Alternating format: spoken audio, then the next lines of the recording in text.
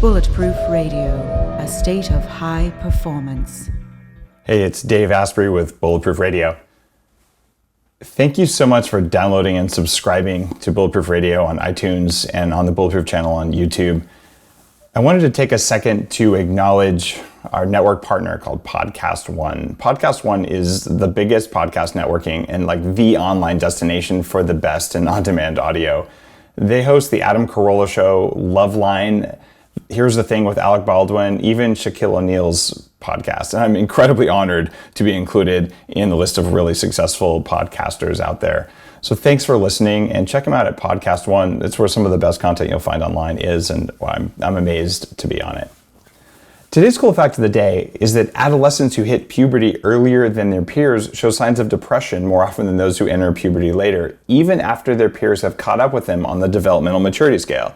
And it's kind of interesting, but the signs of depression showed immediately for girls, but for us boys, it took several years to show up. Just kind of goes to show that there really are some fundamental and key developmental and psychological differences between men and women.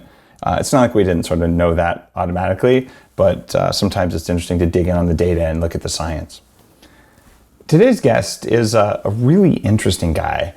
He's had a story full of tragedy and success, and out of it came a nonprofit called A Human Project, which is a 501c3 company to create empowered youth.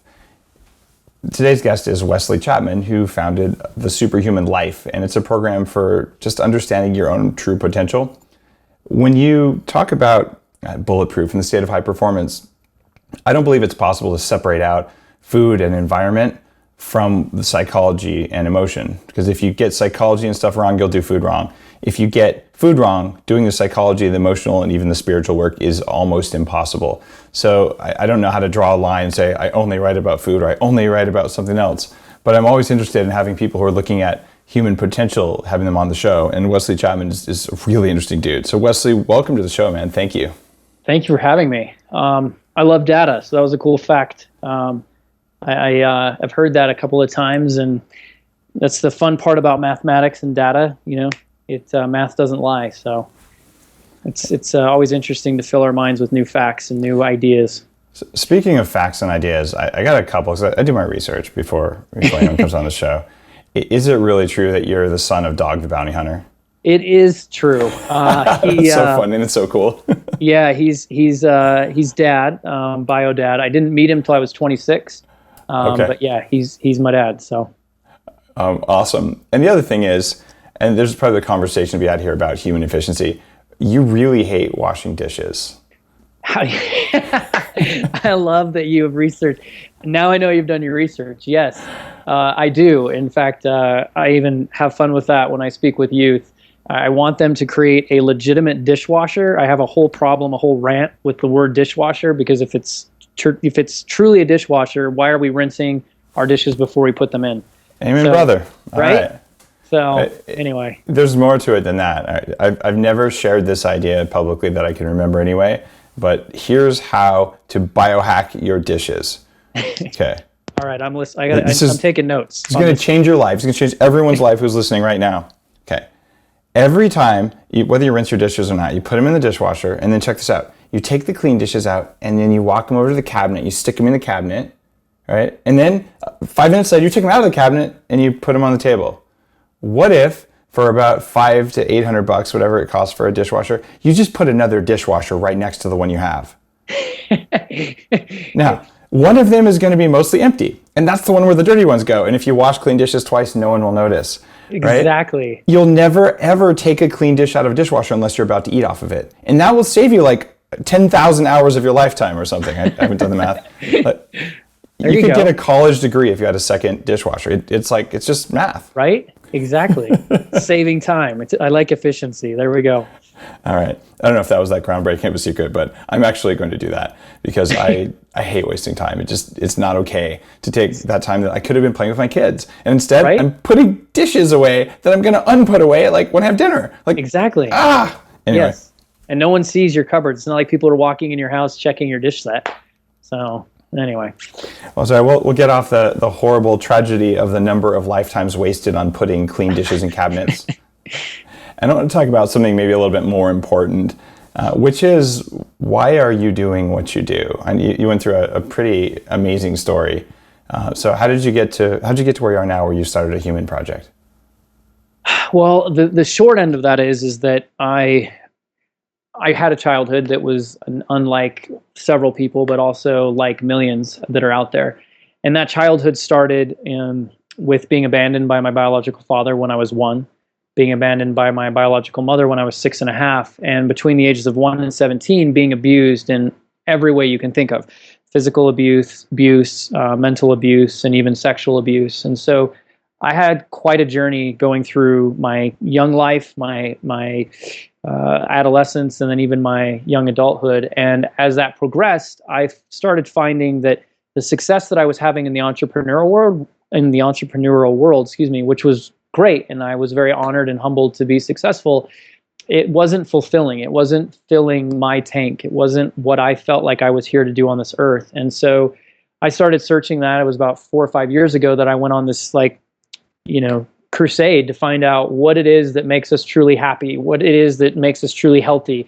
What do these words mean? What's the hoopla? What's the marketing? What's the actual grounded, facts? And in that journey, it led me to speaking at different events, speaking in different places, ultimately speaking in a public school, and having an experience where my 18-minute keynote, when I got off the stage, I had a couple hundred youth come up, and I ended up spending about 4 to 5 hours one-on-one with these youth, going through their turmoil, their stories, hearing where they were, and giving them pieces of advice. And then within a matter of days, hearing back from those students saying, "You changed my life forever, and here's what I'm doing now, and here's the advice I took, and I've implemented in my life, and I've never been happier," and all these different amazing stories and miracles of these youth. And in that moment, I realized that my calling, what I want to do with my life, is to empower youth to have the choices and the education that I didn't have, and then really give them the ability to take control of their lives, regardless of their circumstances, and give themselves a future that they literally thought was limited and impossible, and open their minds up to the limitlessness of what human beings are. So that's where the journey, there's a lot of stories inside of that, but that's where it started. And that was about a year and almost 2 years ago now. And since then, we're now in about 7 different countries. We've impacted roughly 50,000 youth's life. These are last year's numbers. We haven't quite got all the data in for this year. But I go and I speak all over I just actually got back last night at 1 a.m. from Wisconsin. Spoke in Amish country, Wisconsin, which was really cool. I had never been around Amish. That was a fun experience. And spoke out there to a school and the community. And usually I'll go and speak, and we start about 6 o'clock in the morning with some pre-conferences and conversations with at-risk youth. And then from there, I go and do a group presentation, and then spend one-on-one time with youth for as long as needed. And at that particular school, I believe we got done at around 10 p.m. and then did a second day of the same thing, talking to youth and just giving them tools to empower themselves, and then handing them off to local professionals, people who can carry and help them through their trials. We have a lot of youth who come to us for the very first time with stories of abuse or stories of neglect or secrets they've been hiding. So it's very, very rewarding. So you're really open, as something I admire, about the fact that you've been abused and the fact you've experienced abandonment from both parents. And there's a group of people listening who are basically saying, "So what? You're an adult now. You don't even remember most of that anyway. What's the big deal?" And those people really believe that stuff. Yeah, there are. And then there's a group of people who are like, "It's amazing that you're sitting here in front of us, because frankly, you probably should be in prison right now with a background like that." Right? Why do we have such a disparity of people who respond to a story like yours in such a thing? Do you have a sense for that? Knowledge. I mean, I think it just comes down to knowledge, and bad things happen to, good people, right? And bad things happen to everybody. Yep. And so we all have our story. We all have our trials and our tribulations. And, we could get into my story, but it when I say abuse, I use that word just because that's a word that we can kind of wrap our minds around. But it was in reality, and I didn't see it this way. In fact, I remember I was they were doing a documentary, and I was being interviewed by a Disney producer who'd done a bunch of different hard life stories and things like that. And they'd asked me, share a story with them. And so I shared a story of the relationship that I have with dog houses, which most people, you say I was in the doghouse or you're in the doghouse or whatever, and it's like this figurative conversation. For me, it was actual. That was one of our punishments. Wow. Is that if we did something, we would be put into a doghouse with a collar around our neck and then forced to eat food out of a dog dish and sleep in there. And there were a lot of other things that happened, and we weren't clothed and all that kind of stuff. And so wow. Torture is what I went through. And there is a fine line between accepting that as your only reality and that your life is going to be, like you said, I'm going to go and be a murderer, or I'm going to go and, be a repeat offender, whatever it is. And then there's another line of like ignoring that those things actually left an impact on your mind. And so as people think about this, it comes down to the knowledge. It's much like, as you talked about, like with food, we put things in our body and we don't really see anything, right? It's not like we have like this transparent stomach that's showing us our digestive process, which would be awesome if we had that, because I think everyone would stop eating the crap they put in their bodies when you see what your body does with it. But we have to explain it. We have to have a conversation about it. And what we knew about the brain 10 years ago was amazing compared to what we've known, 200 years before that. But what we found out in the last 2 years has surpassed what we knew 10 years ago. And so, science is just evolving at such a high speed, thanks to technology finally catching up, that we're starting to see these things happening. For example, the subconscious of a human is fully developed by 6 years old. These are new things that we're studying. We've always talked about what happens between 0 and 8 is kind of these formational years, but the subconscious is being formed. And when you really understand the subconscious role in your body, that's pretty terrifying, because that means that your subconscious is being formed in a state of chaos. And your subconscious runs so much of your limbic system and so much of all these different things that control your moods, your happiness, the way you handle stress and pressure, and the fear and all these things that happen to your life. And so if you've gone through this traumatic experience in those fundamental years, that's like building blocks. It's like building a building's foundation, out of cheese curd. At some point, it's going to crumble, and you have to have a reality and a conversation about that, so that you're not, sitting on the 72nd floor when all those cheese curds give out. So it really comes down to a knowledge, and then you have people who are oversympathetic because they don't understand the power of the human mind and of our limitlessness, and they think that, oh my gosh, because that happened to you, you're doomed forever. And then you have the people over here who are like, grow up, I went through stuff too, and I have to pay my bills and I have to take care of it. We need to draw a line in the middle that just says everyone's unique and everyone's different. And, for example, some people are lactose intolerant and some people can drink 10 gallons of milk a month, so we're all different, and our brains are all different, and our chemical levels are all different, but there are commonalities inside of us all, which give us the ability to be limitless. But without that knowledge, we don't know how to get there. I have never met someone who comes out with the visceral, grow up, my life was tough too, and you stop whining. Every single person with that response is dealing with a substantial amount of their own trauma that they haven't figured out yet. It's clockwork. You can always predict that. Yeah. You definitely can. It's funny. We have all this basically stuff going on in our subconscious mind that really, meditation is kind of the art of paying attention to that and sort of seeing what comes out. But you had way more chaos than the average person going on in there. What did you do? You're relatively recently, it seems like, kind of came out of this.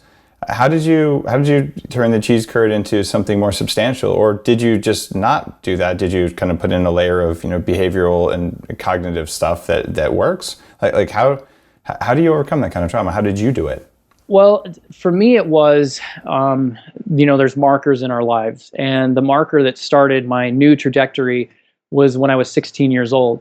I'll give a little backstory to understand why it was important. Up until 16, so from the age of 4.5, my first suicide attempt was when I was 4.5 years old. Jeez. Which led brutal. Very brutal. And it led the medical community to kind of stepping in and saying, whoa, what's going on here?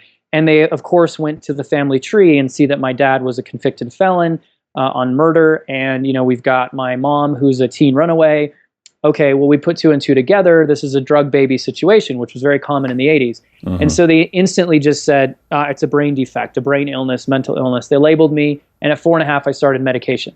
Wow. And so from 4.5 until 16, I was on medications for mental illnesses, and many which would change. My diagnoses would change. I first had, post-traumatic stress disorder, and then anxiety and social anxiety and bipolar, and then it was manic depression, and then it was schizophrenia. Well, didn't you actually really have PTSD? I mean, you were clearly traumatized like crazy. All right. Yeah, and now we can't call it post-traumatic stress disorder. We have to call it just post-traumatic stress. There's a whole conversation there. But anyway, so at 16 years old, I'd been going through all this stuff, and there's all these different facets of my life. I was hiding behind money. At 8.5, I started my first business, and I quickly realized that the more money I could make, the less people talked about my problems and talked about where's your dad, where's your mom, and they just focused on, holy crap, you can make $500 in a day, and you're a 9-year-old kid. Like, let's talk about that. So I was hiding behind money, which meant I wasn't dealing with my problems. I was just kind of, putting them away, which meant when I went home and I was by myself, I was very suicidal. I tried to commit suicide 12 times before my 16th birthday. My life wasn't good. I was definitely on a path of destruction. And a miracle happened, which at the time didn't look like that. And that miracle is that my liver was failing. I was not, purifying my body. The medications had completely disabled my liver. I went into a medical professional, the same ones that were telling me, take these little pills and your whole life will be better. And they then informed me that I had an 80% chance of dying and a 20% chance of living. And in that moment, I kind of said, well, and this is like 16-year-old mentality, I said, everything you guys have told me to this point has been a complete and total lie. And so if you're telling me I'm going to die, then obviously that's a lie. And then this is kind of the 16-year-old mentality. I said, but in order to die, you have to have lived. And I've never lived. I've always been stuck in this story, in this life, in this existence. So I can't die. So my only option is to live. And I know it's 16-year-old mentality, but in that moment, I stopped all the medications, which were and I was also doing some homeopathic stuff because I was trying to keep my immune system strong, because a lot of the medications I was taking would weaken my immune system and I would be sick all the time. And so I was doing a bunch of things, and I was on about 20 to 25 pills every single day. And I stopped everything. I went cold turkey. I did some research. I was a big computer geek, so I did as much research as I could. I went into some libraries. I learned about colon therapy. I learned about the power of water, which sounds really simplistic, but I learned about water. I learned about colon therapy. I learned about purification. I learned about green drinks. I learned all these things, and I just started changing all of that in my life. And obviously I lived, and my liver started, cleansing itself and figuring things out, and my body started healing. And then at 18 years old, so 2 years after this moment, I went back in for testing.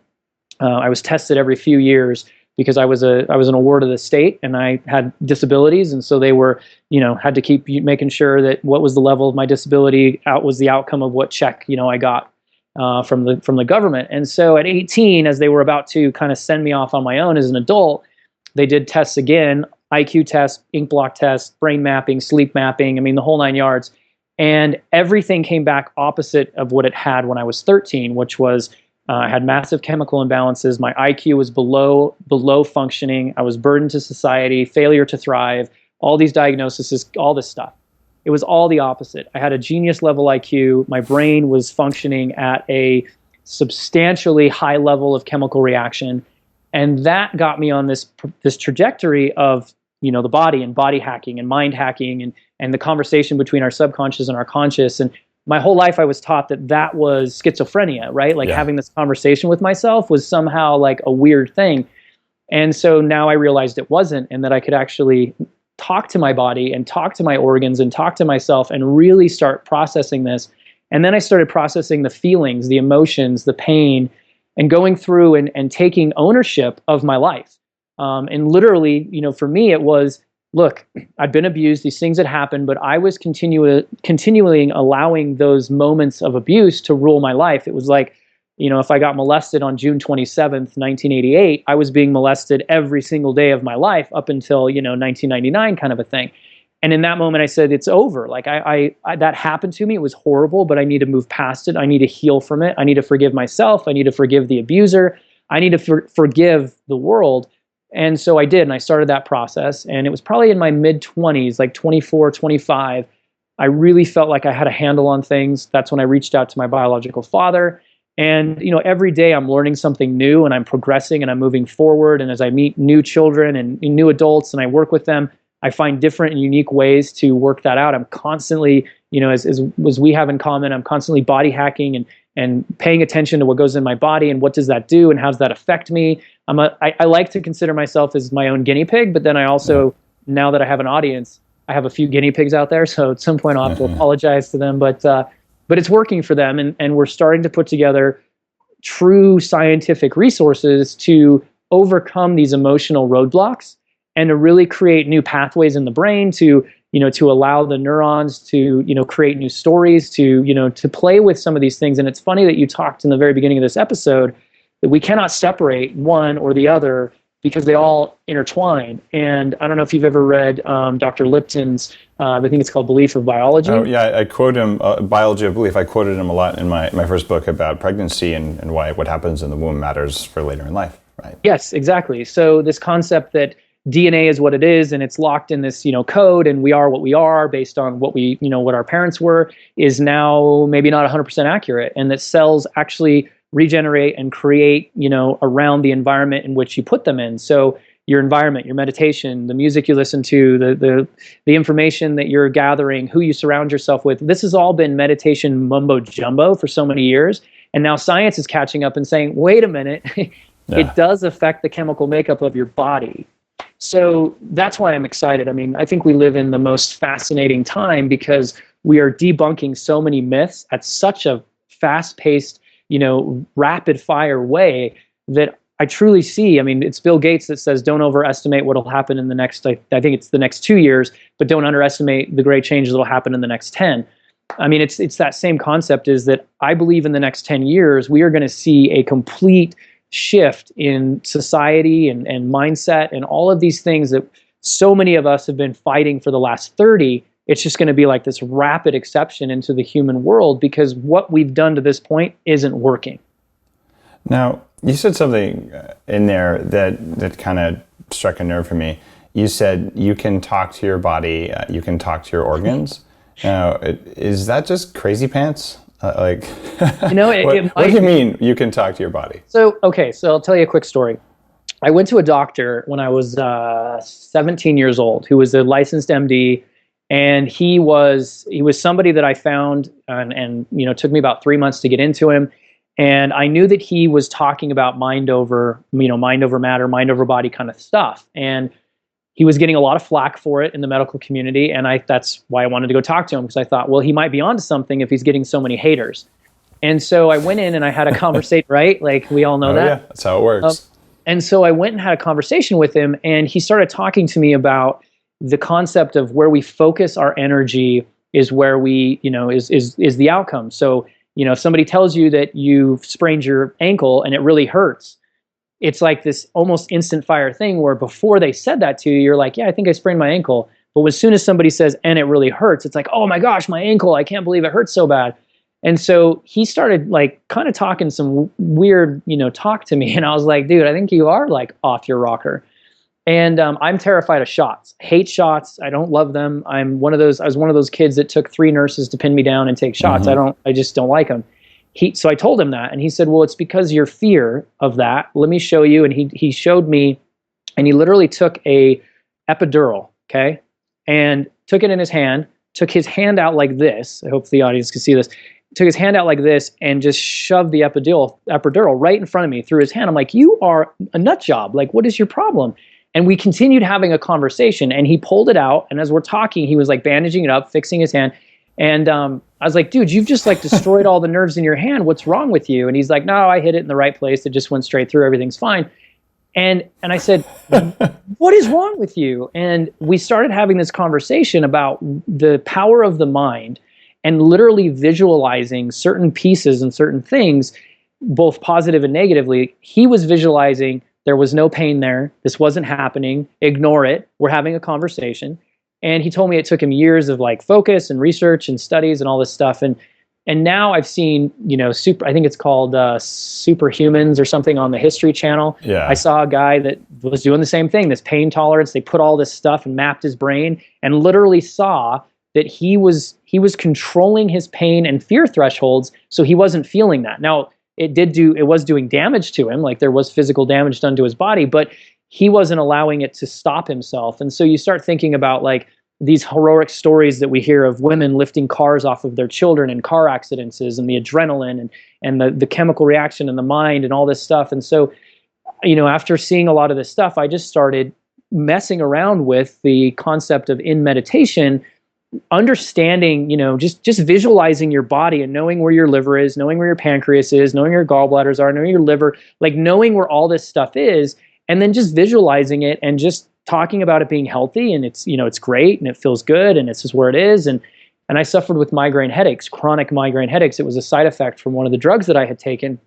And I started just visualizing, and these headaches would put me in the hospital. I mean, I would be, hospitalized for these things. And so I started visualizing and learned where headaches are formed and where migraines are, and started visualizing that and just kind of talking to myself and saying, look, everything's cool here. We're going to really push this through. This is going to be all right. It sounds weird. It sounds crazy. And you're the first person to ever ask me about it. So it's probably even crazier, because this is a kind of a personal thing that I don't really put out a lot of. But when I talk to children, we do talk about that. When I talk to adults, I do talk to that, that you are focusing on these areas. And when you're labeled or you're told you can't do something, that's your focus. And so of course you're not going to do anything. And of course you're going to say, I have social anxiety. I can't be around people. It's like the 4-minute mile. No one can run a 4-minute mile until somebody said, I can. And they did. And now like high school kids are running 4-minute miles, so it's about the belief. And then again, Dr. Lipton, I found him and I'm like, wow, I'm onto something. And so it's just this real kind of meditation conversation of knowledge and knowing what's going on. I mean, most people couldn't tell you the difference between what the small intestine does and what the large intestine does, let alone where they're located and, what's going on and what's happening.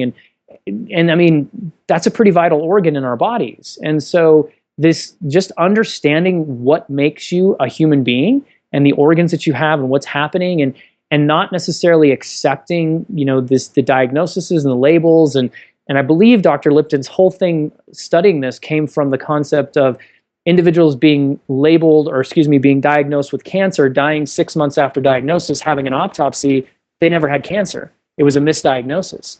So why does the brain do that? Why does the brain, why does somebody die when cancer wasn't even present in the body? So, I mean, the mind is such a powerful thing that I truly believe that, we are going to tap into great potential. And now we're understanding energy and waveforms and what that does to our bodies and how our brain works. We now know neurons focus off of light reaction. They're basically like, a retina for the brain, which means that chemical explosion is creating the signal. I mean, we're learning so many different things about who we are as human beings. And I think it's because we've kind of explored everything else, like, North Pole, South Pole, we got outer space, we're figuring that out. And now it's like we're almost coming home and being like, oh, let's start paying attention to what we have here and this technology that we've created, like, Hubble telescope. Let's package that down and start looking at our own brains and what's going on inside of our own bodies. And so that's where we're starting to really progress in our knowledge, and all this hippie, crazy pants stuff is starting to make sense. Well, So one of the things that really kind of pisses me off is that I have a 6 and an 8-year-old, and we're just really same age. It's awesome. Cool. They're great Yeah. ages. You said you have both, or? Yeah, I have a 9-year-old daughter and a 6-year-old son. Okay, very, very similar. And one of the things that pisses me off the most is when people just use language that puts crap in their heads. So we don't use can't, and if I say can't, they'll make fun of me, and like that's great. And we say don't, it's not that I can't do that, so I'm not gonna do that. Right. It's not likely. But one of the things that people will substitute that for is they'll say, oh, that's really hard, right? And like, it doesn't have to be hard, right? Yeah. You're just working on learning it. And if you tell someone that it's hard when they're working on learning it, their subconscious, that stupid ape in there, will actually believe that it's hard, and it'll stay hard forever. Exactly. And so I like, when I hear that, I'm like, you think that's hard? Like, no, let me tell you about what's really hard, and then we make up some, weird, like, let's fly to space without a spacesuit. That's really hard. Like, that is actually not that hard. It's just learning the guitar or whatever it is. Yeah. And just to put it in context. But the other thing is that idea of having a conversation with your body, still, to most people listening in their cars. Oh yeah, they think I'm crazy. Yeah. Well, They probably do, but my model, the one I use with my clients, and some of them are like really successful people, and I've had a unusual level of success personally, and I'm grateful for it. But it's that there is a separate consciousness in your body that is not you, and its job is to keep your body from dying. Yeah. It's very selfish as well. And you can talk to that consciousness, and it's way faster than you are. It thinks you're slow and stupid, and it's really fast, but it's really stupid. And it just doesn't have your self-interest at heart. Like, its job is to make sure you have sex as much as you can, no matter if it's going to get you fired or not. Its job is to make sure you eat as much as you can, no matter how you look, right? And its job is to make sure that you either kill or run away from everything that might be a threat. And if you let that thing run your whole life, which it will, if you're not paying attention to it, you don't understand that, you're going to be screwed. And if you believe that you are that voice, you're just going to hate yourself. Yep. And when you realize, okay, I actually can talk to that voice in my head, and that voice in my head is not me. In fact, it's my bitch. Then you have a whole different conversation. And that's part of being able to sit in a boardroom or in a really, really rough situation and be able to hold your ground. And whether it's on a street or somewhere else, just to be able to be there and to not recognize all that crap that all of us have that came from however we were raised. Even if you have the most perfect childhood, you still get bad programming. Yeah. And so I just like that you're willing to say, yeah, you can talk to your body. You can, and the mechanisms to do that are weird and irrational and not that well understood, but I appreciate that you said that. Well, it's also visualization. I mean, we talk a lot about vision boards and, putting out there the visualization. You will attract those things. I mean, we've had it happen 1,000 times we, meaning my bride and I. She's got vision boards all the time. We're constantly talking, and it almost will get weird. Like, we were about a year ago, she put on her vision board that she wanted to live in a much more lush kind of green place. We were living in San Diego, which is lush and green until you actually get out into the California desert. Yeah. And we just wanted to live in a little bit more of a certain place. She had a house, all this stuff, and then we ended up kind of forgetting about that. But it was on her vision board, and as we passed it every morning, and when we moved, we were packing the vision board, got everything. When we put it into the new home and we started putting the vision board up, it was bizarre how some of the photos that she had picked were actually like imagery from our backyard. We now live on top of a mountain, and we have a lake behind us, and we have this amazing greenery and these pine trees and all this stuff, which was the picture. The house that she had chose, the kitchen that she had identified, looks very similar to our kitchen. So we will accept this concept of like a vision board and putting out what you want out into the universe, and then it'll come to you, that kind of thing. But we can also visualize the state we want our body to be in as well. And as you say, the state that we want, I think that some people call that the alligator brain or the primate brain. We want this to be in a certain position, and it's literally saying like, I control you, you do not control me. This is what we're going to do. This is the conversation that we're having here. And if you have a problem with that, get the hell out of here. I mean, it's however you want to talk, right? But it's the visualization of a healthy body, of a healthy lifestyle, of existing in that state of mind, and not accepting. I'm with you on the labels, and also with our children, this concept of can't or don't or but. I hate that. Oh, I want to be an entrepreneur so bad, but oh man, it's just like, it's not good timing, or it's not this, or my family doesn't understand. And if I had this, then I would do this. And it's like, well, then you'll never have that, because you're programming yourself to always have an escape and an excuse to not do what you really want to do. So, I mean, like I said, this isn't something we can talk about in a 45-minute session. It just can kind of like get you thinking about it. But the facts are the facts. And now for me personally, after working with over 50,000 people and having a 95% retention rate, it works, right? This stuff works. And I mean, I could give you case study after case study. I had a girl who was raped 17 times. She was a cutter for 6 years. She tried to commit suicide. She'd been institutionalized, 6 months in intensive care, drugged, everything. I spent 3 days living in her home. Her family brought me in, and I lived in their home. I saw a lot of chaos going around in the family. We fixed the diet. We fixed the nutritional side. I worked with her emotionally. We've gone through things. And this is now 8 months later, and she's not cut. She's not suicidal. She's fully functional. She's working. She's living her passion, which is photography. She's doing all these amazing things in her life. And 11 months ago, she was given up on, and she was literally killing herself. And so I could give you case study after case study after case study with that. Now, obviously, the reason I chose children to work with them is they're a lot easier than a bunch of stubborn, angry adults. So it's a better success rate that way. But as you mentioned in the intro, I do have an adult program called Superhuman Life, which has the same thing. It's having similar success rates, not quite as high because people don't want to do the hard work, but it works. And guys like you and I wouldn't be having this conversation and putting our names out there in hundreds of thousands of listeners if it didn't work at some level. Stuff is really important, and it's tough because I had my own set of traumas. Nothing like yours, but I was born with the cord wrapped around my neck. And if you have birth trauma, you pretty much see the world as a threatening place, and you don't do it consciously; you do it unconsciously. And you can have an awful lot of success because you're running away from a threat. And there's huge numbers of entrepreneurs who are motivated by that kind of stuff, and it's actually stupid. It's stupid in that there is no rational thinking reason for it. But the trick is, it doesn't matter if there's a rational reason, because we're talking about biology. It's not rational. It's not computer. There's no truth table in there. The truth table is your adult brain. This is reptile and mammals levels where there's very limited ability to reason. Exactly.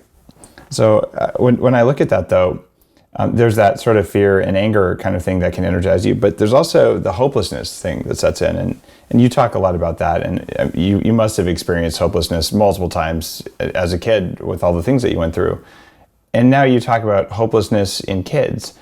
What makes hopelessness happen, and what do you do to fix it, whether it's an adult or a kid?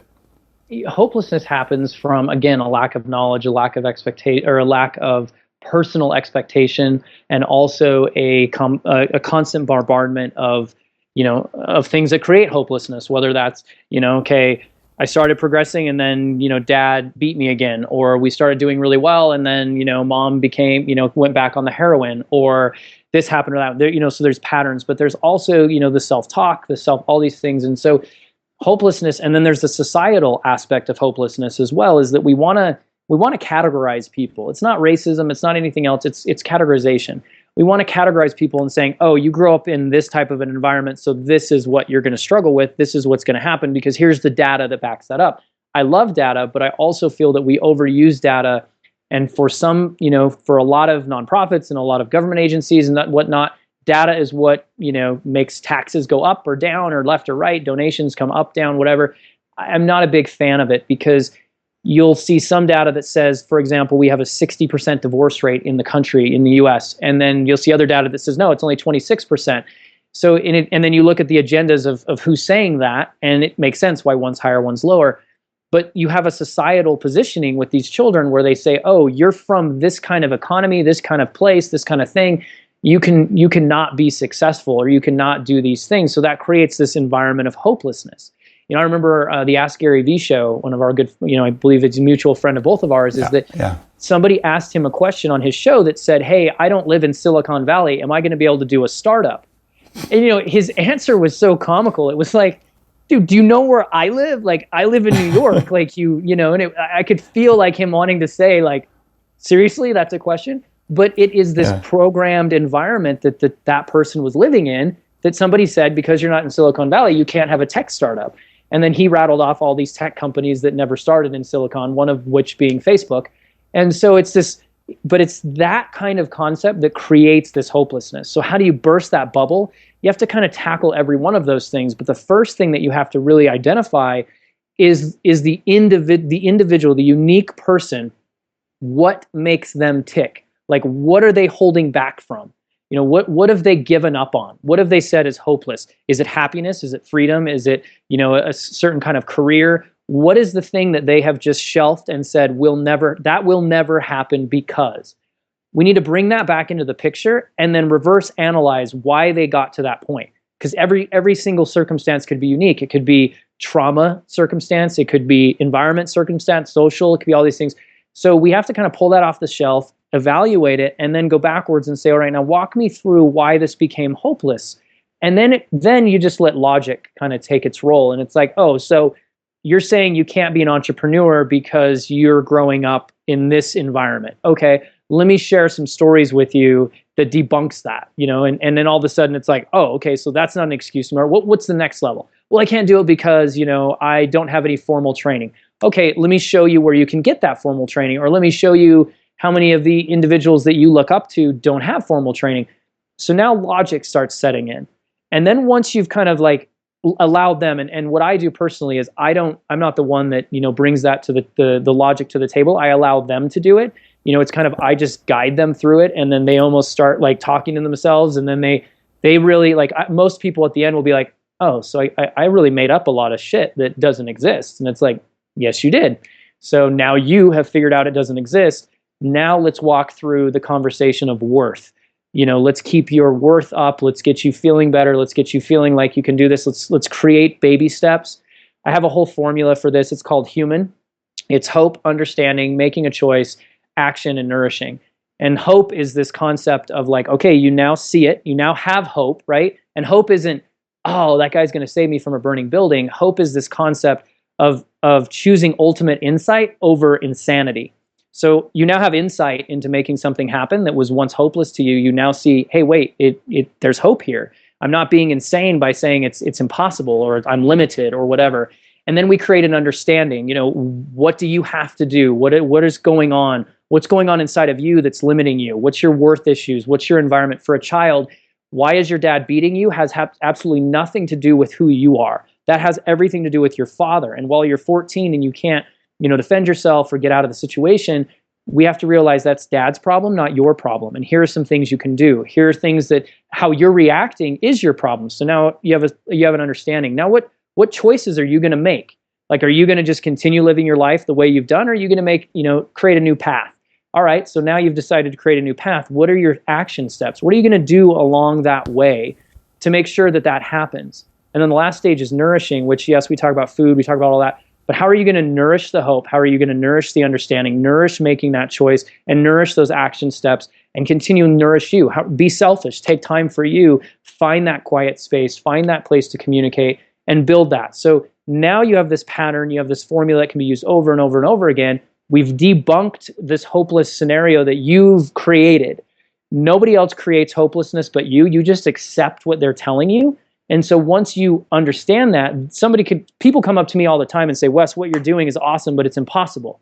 You can't keep doing what you're going to kill yourself. Like, you can't go from 6 to midnight. You can't do these things. The body can't function. There's no way you can sit for 11 hours every day and hear these stories of these kids, just telling you all this stuff. It's just you're going to burn out. Like, you're going to die. And I just look at them and I'm like, that's your belief, because for me, that's not. And, for me, it's an energy. For me, it's like, call it a superhuman, state. I can absorb all this stuff, package it all up, and then shoot it out. Like, it's not, That's one of the reasons that you look at like Bud's training and all the really high-end military training.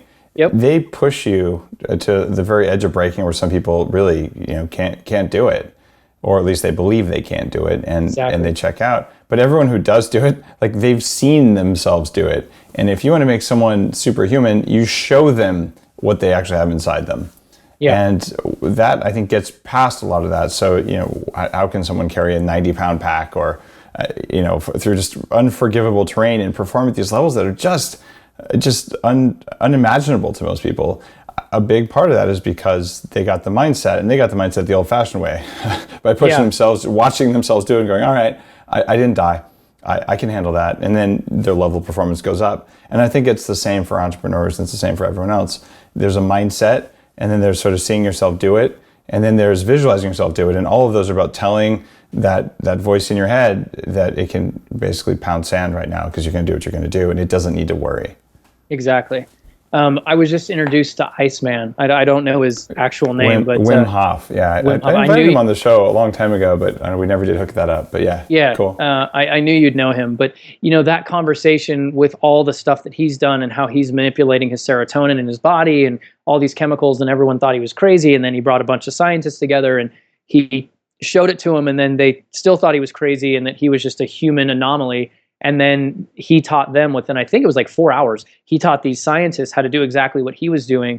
And then all of a sudden they believed it. And, now they're replicating his results and what he's doing. So, I mean, we have these examples out there. I mean, the military is obviously one, but I mean, motherhood is one, fatherhood is one. I mean, just the concept of of doing certain things that you never thought you could or would do. And then you do them and it's like, wow, I did this. Like for me, I remember Joe DeSena from Spartan Race. He invited me out to one of the races and I'm like, dude, I'm not going to do that. Like you look at me, man. I'm not a military Ironman guy. Like kidding me. And Ben Greenfield was there and like, I met Ben Greenfield and I'm like, dude, you were like a specimen. Like there's no way I can, do these races. And I really like believed that for months. And even me, like self-talk, good guy, I'm like, man, there's no way I can do a Spartan race. And then one day I just kind of had this conversation. I was talking to Joe and he made a deal with me and he said, if you do a race, I'll do this for a human project. And I was like, okay, that motivates me. That's the piece of motivation that I need. And he was like, I want you to come and run the race in the Bahamas. And I'm like, okay, that's even cooler. Like I'll do a race in the Bahamas. And yet still I was talking to myself about, I don't know if I can do this. I don't know if I can do this. And I finally like shut myself up and I was like, look, you're going to do this. You're going to beat Ben Greenfield. You're going to make this thing happen. It's going to be epic. It's going to be awesome. You're going to crush it. And I ran my first Spartan race and I did do epic and it was awesome. I tore the ligaments in my thumb, but I still had a blast and I came home and I ended up building an entire obstacle course in my backyard. And now that's how I do my physical exercise. It's a 7-minute workout and I've, done every piece of the body. So but it was this, even for me, there's these moments of weakness where I doubt myself. But as soon as, you just kind of kick in and be like, wait a minute, let me do this. I did something that I thought was impossible for me. And I did it very well. And I was very, pleased with my results. And it was fun and it was exciting. And now I'm like, yeah, bring it on. I'll do the next thing and I'll do the beast and I'll do this and I'll do that. And I'll keep progressing and keep pushing myself to those next levels, which is what we do in entrepreneurialism. It's what we do in our health. It's what we do in our marriages.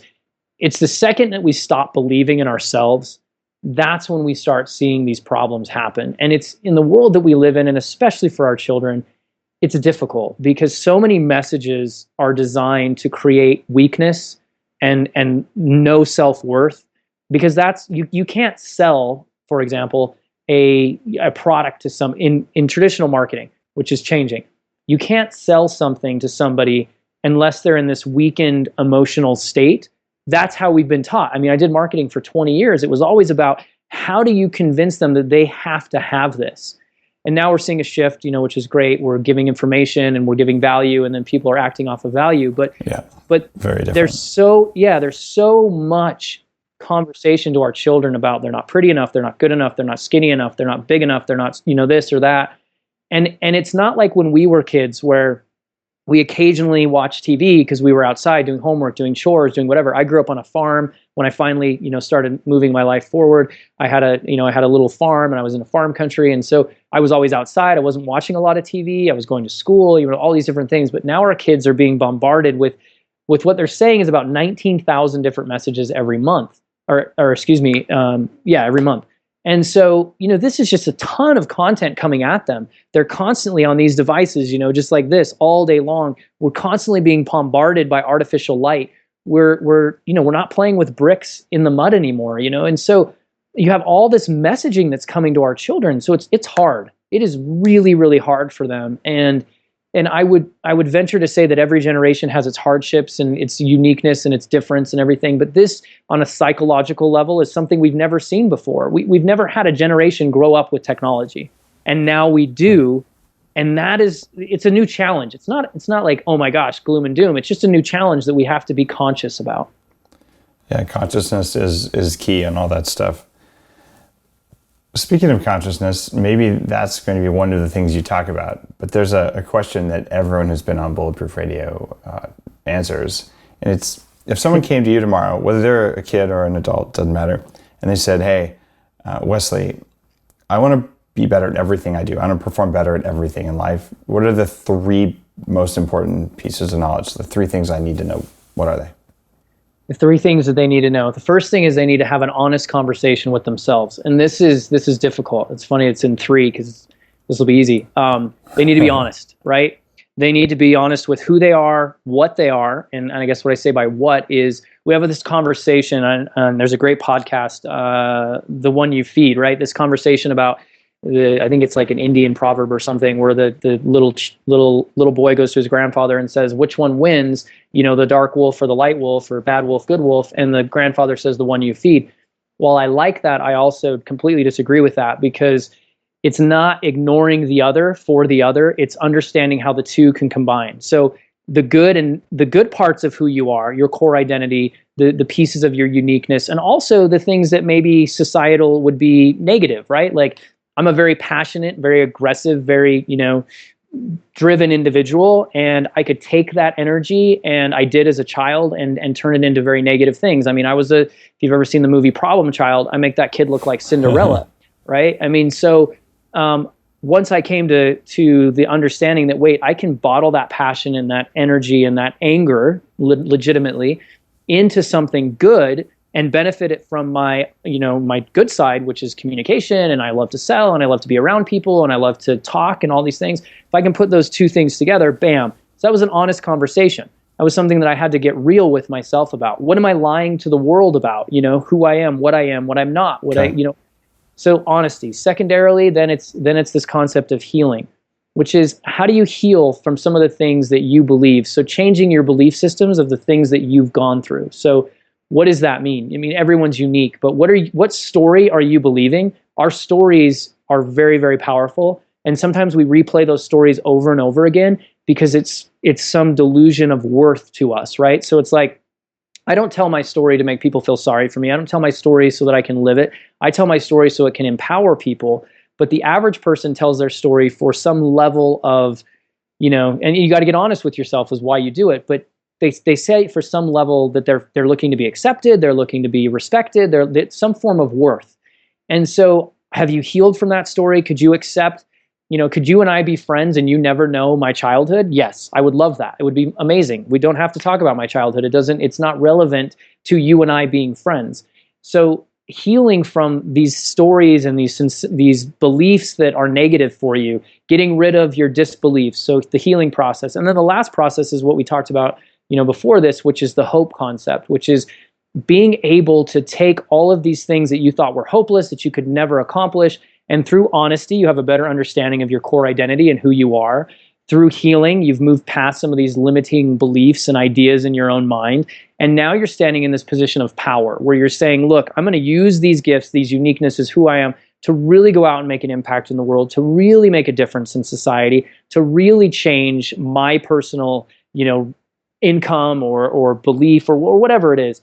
And you take this concept of hope, knowing that there's a plan, knowing that there's a path, knowing there's a way to do it, a role model, a mentor, whatever it is. So you're combining honesty, healing, and hope, which creates what I call the H cubed, which is a whole program that I teach, and going through those different things so that you create the ultimate success in your life, whether it's marriage, whether it's business, whether it's personal, whatever it is. It's giving you this, and you repeat that, that formula as often as you need to based on situations. So you're, like you said, you go into a boardroom and you're trying to negotiate. What's the honesty of this negotiation? Where is it at? Who have you, where's this at? Where's the healing process? A lot of the times the reason we get angry with people is because we're allowing something to fester, some comment, something that they did. Is that something we need to bring out on the table? If you're negotiating something, maybe it was part of the negotiation, just kind of going through that. And then again, understanding how to make that happen, being in power, being in control, not allowing, like as you said, the crocodile or the primate brain to control you, but actually you being in control of it, you understanding that the limitlessness of you. So, I mean, that's what I do on a daily basis, and I love it. And so I'm glad you asked that question. Awesome. Wesley, where can people find out more about you? What are the URLs that are most appropriate? Google me, whatever, but I am going to just say, like, go to ahumanproject.com. Ahumanproject.com. All right. Yeah, ahumanproject.com. I know everyone's busy, but just go there and watch some of the stories from our youth, see what we're doing. We've got some really cool animations and stuff, so you can spend 4 or 5 minutes on our website and really know what we're up to and what we're doing. And that's where I would rather you focus. I mean, we've had a great conversation. We've talked. If you're someone struggling and looking for something, Google me, but also you can go to superhuman.life. It's not .com, it's superhuman.life. It's a free program. I actually don't have any upsells or anything crazy. I do like a retreat every quarter that we can talk about, but other than that, like it's a free program. My passion and my mission is in serving youth, but I also understand there's a lot of adults who are still not allowing that 8-year-old child to have a voice, and that program will help that. And also, if you're just feeling stuck, it'll kind of give you a kick in the butt to take your life to the next level. So that would be where I'd love people to go to. Beautiful. Wesley, thanks for being on Bulletproof Radio. Really appreciate it. Thank you, sir. Appreciate it. If you enjoyed today's episode, do yourself a favor, head on over to bulletproof.com and try Unfair Advantage. If you're looking to do some of that deep kind of work we just talked about, whether it's meditation or just struggling with the voices in your head, having a little bit more energy in your body at the same time can only help. And it's a core part of my meditation practice, my neurofeedback practice, is to upgrade my cellular function. And that's how I do it, along with a few other tricks that you've probably heard about on the radio. Have an awesome day and stay bulletproof.